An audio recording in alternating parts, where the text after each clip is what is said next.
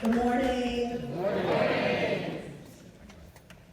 So, I want to welcome you to Baltimore City Public Schools as you begin the greatest job in the world and also the hardest job in the world. So, I am the president of the Baltimore Teachers Union, but before that, I was a teacher and I still consider myself a teacher. I've lived all over Baltimore City for all of my life. I attended Belmont Elementary School. I attended Hartford Heights Elementary School. I went to Roland Park, and I went to City College. I lived on Gorsuch Avenue, East Cold Spring, Bruce Street, McLean Boulevard, Averna Avenue, Sydney Avenue, Lombard and Carrollton, and Atherton Street. This is important because now you teach in Baltimore. And when you teach in Baltimore, you need to know which streets your kids live on. And you need to know about their streets. A lot of times we like to speak about communities in Baltimore. But knowing the communities that your kids come from is not enough. You need to know what block and what street they come from. Because I live in Coldstream, Homestead, Montebello. But where I live is completely different from where other people live in Coldstream, Homestead, Montebello. And so just saying a community is not enough because if you limit it to the community, then you'll be mistaken for what your children actually go through.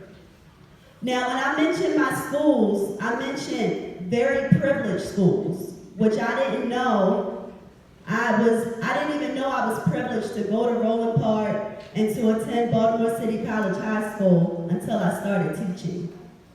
When I started teaching, I realized that there were students that didn't have the resources that I had.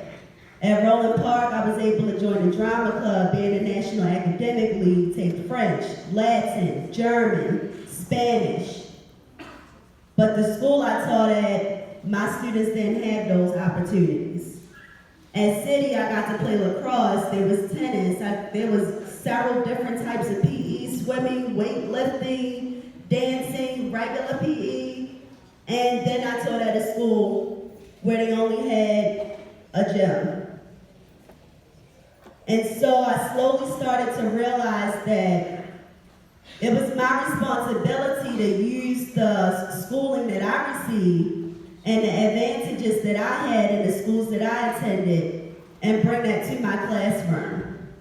Because I couldn't just talk about the issue and talk about how my students don't have the resources that I had, why school's not equal, so on and so on and so on. What I needed to do is I needed to create an environment for my students that was equivalent to what I had.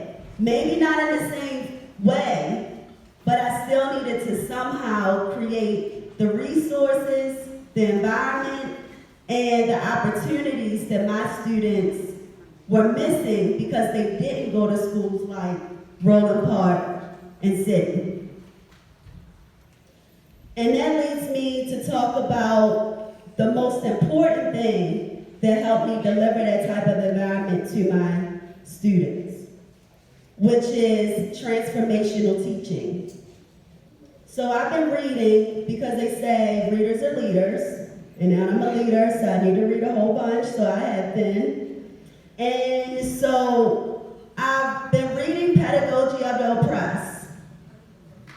And one of the quotes that resonated with me the most, I want to share with you because I think this is important, especially when you're teaching in Baltimore City Public Schools.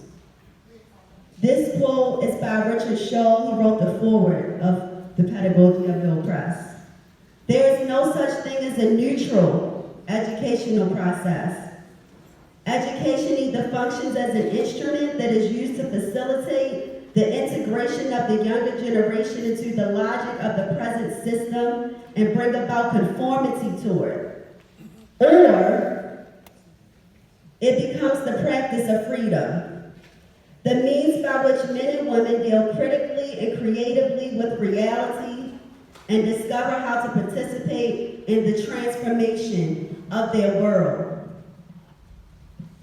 This is important because the narrative that our students see every day encourages them to conform. Conform to the systems they see, conform to the way things are, and we fall into that same way of thinking. We start to conform to the way things are. And we can't do that. When we step into these classrooms, you need to be a transformational teacher. You need to help your students transform so they can change the world they're in instead of just surviving in the world they live in. Too often we talk about our students surviving instead of us talking about our students thriving. Now, a lot of times people use big words, as my students say, like transformational. And then there's some people sitting there like, I feel like I do that, I'm not really sure. What does that really look like? So as an educator, I want to share with you some ways that I think I transform my teaching. The first thing, I partnered with my parents. A lot of times we hear this narrative that our parents don't care, they're not involved, they never show up, but your parents are your first line of defense as a teacher. Take the time to call your parents, and it is going to take time. Some of you will be at schools where it may only take an hour to call your parents. And then some of you are going to be at schools where it may take 4 hours to call your parents. But those 4 hours that you spend calling your parents is building a relationship. Don't have a basic phone call. You just want to let somebody know that their child is failing. No one wants to hear that. Your first phone call should be something positive. And when you do call about a child failing, make sure you talk about all of the chances that you also gave for them to make it up and what the plan is for this child to make up their work or do better. I also did frequent grade checks. I learned that frequent grade checks help transform my students' way of thinking. If they don't know how they're doing, how can they do better or adjust how their behavior is? So what I would do is I would give an assignment that I'm going to grade it, make sure it's all in the grade book, pass it back, and until I did all of that, I didn't grade anything else. Because I thought it was important for me to have a dialogue with my students in between me assessing them. And that dialogue was them seeing how they did, an opportunity to resubmit it before I just start stacking on grades on top of grades on top of grades. And by the way, that helped me too, so I wouldn't end up being one of those teachers that was at school 9 o'clock at night trying to get all my grades in. Been there. So that transformed my teaching. And putting in the zeros. When my students saw that they had a 0 on an assignment, Ms. Brown, when can I do that again? Well, you got that paper? Yeah, I do. But guess what? It's going to stay at 0 till you get it to. Frequent grade checks matter. The kids care about their grades. If you let them know where they are, they will strive to be better. Bring your lessons to life. I remember one time I had to teach the book All Quiet on the Western Front, and I was like, what in the world? I don't want to teach this. It's going to be stupid. I was just like my kids. And so, a part of All Quiet on the Western Front is you have to learn that the background information is World War I. And so I had to read the supplemental text to my students, and it was this one page, and I was like, oh my gosh, it's about to be the most boring thing ever in the world. So suddenly, I had a thought that instead of me just reading through this, I was going to make my students the countries. I'm really excited about this, y'all, because this was a moment for me in teaching. So, Patrick was Russia, Dominique was Germany, Tamara was the United States, and so as we were reading, the students actually formed the Triple Alliance, the Central Powers. They actually sat like that, and as we went through the reading, they rearranged themselves. And this one lesson that I just created at the drop of a dime in that moment when I realized I could not bore my students to death, Ended up being a beef throughout the whole module. My students was like, yeah, what's up? Y'all didn't beat us, I'm like, oh my gosh. Now they're fighting, they really fighting. It's a whole war in my classroom. But my students will never forget about World War I and how that was important and all quiet on the Western Front. And we learned together because that actually changed my perception of that book as well. You want to assign revolving and standing leadership roles to your students and never underestimate your most challenging student.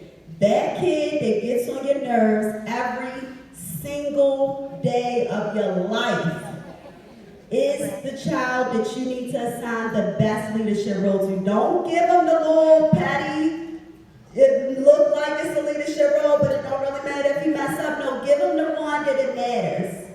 Give them the one that matters because that's going to change your relationship with that child. And even give it to them if they don't do the work. If they don't do the work, so what? They already told you they're not doing the work. But they're going to be a leader in your classroom, and eventually what's going to happen is one day you're going to look over and they probably doing the work. Don't say nothing about it because if you say something, you might not do it anymore. But eventually you're going to build that relationship.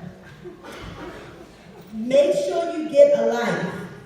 Do not be one of those teachers talking about you dedicate your life to teaching, all you do is teach, blah, blah, blah. No one cares, and it's not cute at all.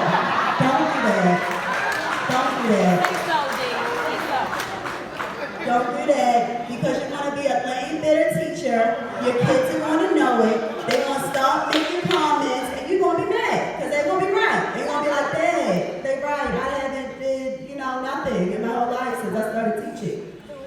And it's going to be hard, but you have to try to adjust. I remember when I first started, I would be up to 2, 3, 4 in the morning, spending all weekend doing lesson plans. And then I started to realize, and then someone told me, I'm a person who likes researching data, I'm a nerd. And so someone told me to read an article that said, you really, as a teacher, you're never going to get everything done, so just stop trying. And I was like, oh.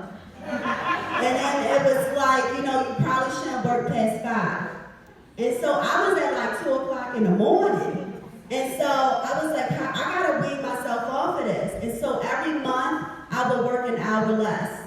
So it was like 1 a.m. and then it went down to 12 and then it went down to 11. And then finally I got down to 5 and that's where I stayed. Whatever I didn't get done past 5 p.m., it was a done deal. Done deal. It'll happen tomorrow.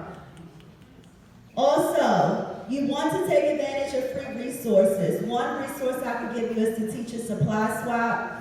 They have free stuff. Now, eventually they're going to want you to sign up for a membership, but it's only like $40 a year or something like that. But that was a lifesaver because I didn't have a whiteboard in my classroom. I just had a chalkboard. And y'all know getting chalk over and over again can be a nuisance.